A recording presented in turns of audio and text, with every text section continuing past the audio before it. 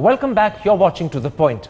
They say the media has a short memory, and proof of that is the way the press has stopped paying attention to the fate of 40 Indian construction workers held captive by the Islamic State in Mosul in Iraq. Yesterday, the foreign minister claimed they were alive and well, but today a report in the Indian Express raises serious and disturbing doubts about that claim. So what exactly is the state of these men, and how reliable is the information we have? My guests are the Indian Express journalists who wrote that story, Praveen Swami, former Foreign Secretary Karan Thapar, and India's former ambassador to Oman, Saudi Arabia and the UAE, Talmiz Ahmed. Praveen Swami, let me start by asking you a simple question to ascertain facts. Your paper, The Express, says that there are growing fears about the safety of 40 Indian construction workers held by the Islamic State in Mosul. But earlier, the press had claimed the figure was 39 because one had allegedly escaped. So how do we go back to 40? I should emphasize that these are estimates. There is no authoritative list of how many Indians are being held in Mosul. These are estimates that people have informally assembled based on conversations that family members of some of these people had, from conversations with the construction firm that employed them. But there is no official comprehensive list. These are estimates that were made. The best figure we have is 41, of whom one, Harjeet Masih, claims to have succeeded in escaping from that particular construction site. Very quickly, I should also add that we have no figures. Very quickly, are you therefore also suggesting that the total number of Indians in captivity in one shape or another in Iraq could be more than 40 or 41? We just don't know how many there are. Are you saying that as well? Absolutely. It's entirely possible that there are more groups of workers trapped in the large parts of Syria, now not controlled by the government of Iraq. The further problem being that many of the Indians working there are illegal immigrants. They're people who've made it, say, to Dubai or to somewhere else in the world, found a job in Iraq and moved on, or people who've gone on false papers, have no visas. There's simply no documentation. One other quick question before I go to my other guests. Only yesterday, speaking in Parliament, Foreign Minister Sushma Swaraj said, "We have come to know that they are alive and well." Your article clearly contradicts that. How sure are you that these 40 Indians could be in serious jeopardy? I have no way of confirming, like anyone else, exactly what may or may not have happened. But we have two bits of evidence that are worrying. Kurdish authorities have spoken of a massacre south of the city of Mosul and of a mass grave. There is some disturbing testimony from Harjeet Masih, the Indian who succeeded in escaping the area. Now, obviously, with no governmental access, no international Red Cross access to the area, it's impossible to confirm these stories. But you will note from the External Affairs Minister's statement that she herself does not claim that the government of India has any direct contact. True. This is their information is on the basis of what some people they gave photographs to have told them subsequently, but that's neither reliable nor robust. The reality is, like for anyone else living in that part of Iraq, I think we should be extremely concerned for their safety. Karan Thapar, as a former Foreign Secretary, I want to put to you the 3 reasons the Indian Express cites for being anxious about these 40, and to then ask you whether you share that anxiety. The first reason, as the Express puts it, is that many family members of the missing say they've had no contact with their loved ones since mid-June, and that's a period over 6 weeks. Secondly, the paper says that the Islamic State has staged savage killings of religious minorities in Mosul in recent days. And thirdly, as you heard Praveen Swami say, the Kurdish government has claimed that it has evidence of many bodies dumped in mass graves just south of Mosul city. Now, in your eyes as a former Foreign Secretary, does all of that add up to good, credible reasons for being deeply concerned? Well, we should be deeply concerned, though I take heart from what the External Affairs Minister said in Parliament about having reasonably good information that they are still alive. She wouldn't have said that if she was not somewhat certain about their fate, because if tomorrow it comes out that they have been killed, then it would be very embarrassing for her, and she would have to explain why she said what she said in Parliament.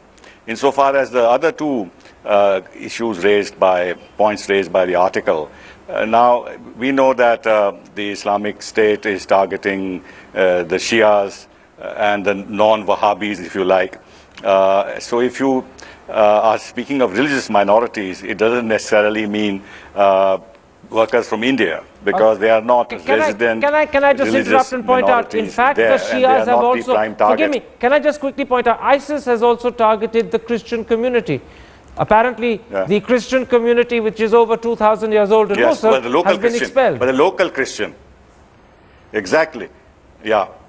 The local, that's right, the local Christian community, which, as you rightly say, has been there for the last 2,000 years or so, and they have been expelled, and in a very brutal and inhuman way. That is true. But then they are resident people, and they are cleansing this area of what you might call the heretics and the non-believers and the you don't think that poses a danger to the Indians? So therefore, strictly the Indians don't fall into this category. All right. Let me bring you in, Tilmiz Ahmed. A lot hinges. Really. A lot After hinges.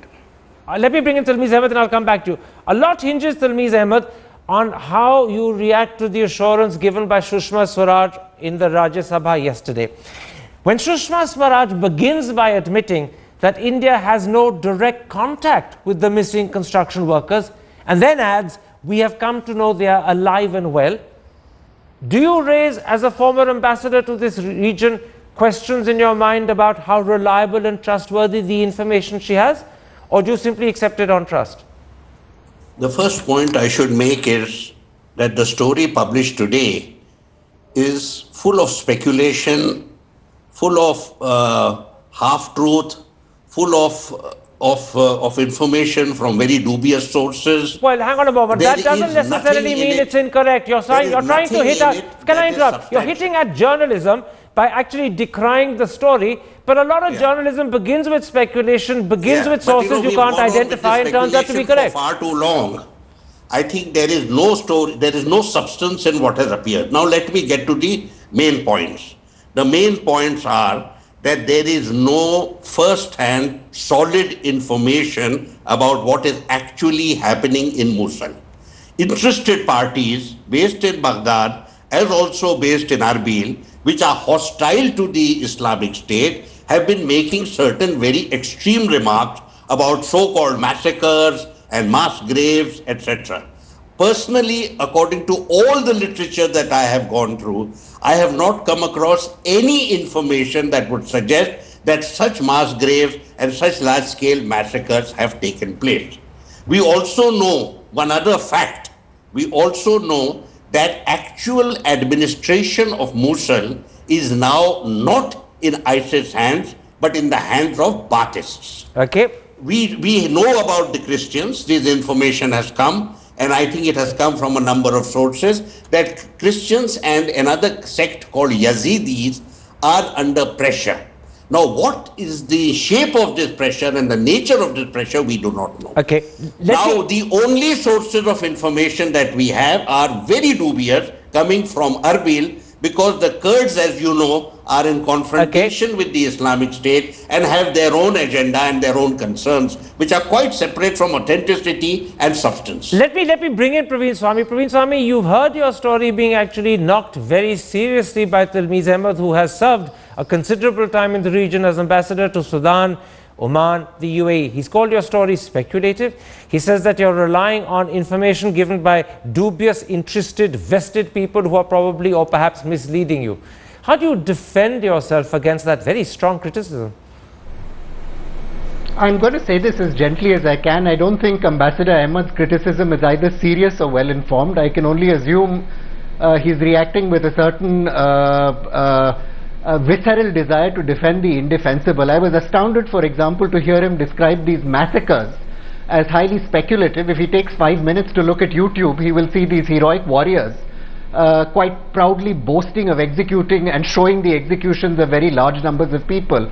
I'm astounded for him further to describe the well-documented and televised expulsion of tens of thousands of people who have come bearing tales of violence and terror as speculative.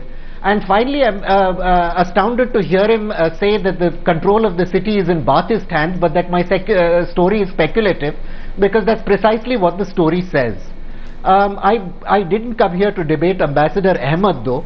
I would just suggest that Ambassador Ahmad is behaving as a spokesperson for one of the most reactionary and vile forces in the world today. Okay. I think we should perhaps instead discuss the abduction issue itself.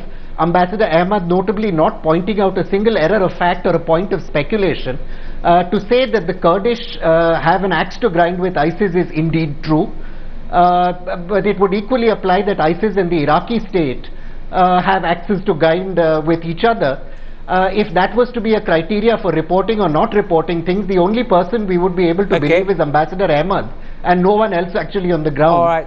Surely that can't be his case. All right, gentlemen, let's move beyond the contretemps between the two of you and back to the story, because I think the story is what this focus should be about. Kamal Sibal, according to the Express, an unnamed senior government official has told the paper that the construction workers are being used as slave labor. If that is true, then should Sushma Swaraj, when she yesterday said that they were alive and well, have also revealed that we do have disturbing information about how they are being treated, and that they are being treated as slave labor, because that didn't emerge from Mrs. Swaraj's statement, and I'm assuming that what the unnamed government source told the Express is actually the truth. Two things. One, that when first the story broke, it was said that they were being used as slave workers, if you like. And that was the reason they were not being released. And the fact that the nurses were released also underlined the fact that they had other use for the Indian workers. Now, insofar as the External Affairs Minister's statement in Parliament is concerned, she could have said what you have just said, provided it was reasonably authenticated that this was the case. But if we do not know which group is holding them, and we are also uncertain a little bit about the numbers involved, and we do not know their exact location, then for her to say that they are being used as slave workers would suggest that that she has some idea about their location and the nature of the treatment that they are being subjected to. So I think she was merely being cautious, and I don't think this was a deliberate omission. I want to not go back in any shape and form, Talmiz Ahmed, to the dispute between you and Praveen Swami. That is a different matter. I want to put this to you. Given that Sushma Swaraj has admitted India has no direct contact with these construction workers, given that, in fact, the Red Cross has pulled out of Mosul, how credible are the sources we're relying upon? How credible is the information they're giving us? Or would you, as someone who served in the region, say there have to be question marks? A quick answer. Information that is in the public domain and which has been published recently is of very dubious value. The authentic information, I suspect, is available with our embassy. If I am not mistaken, our embassy has some contact, perhaps indirectly, with what is happening in Mosul, and is able to collect information.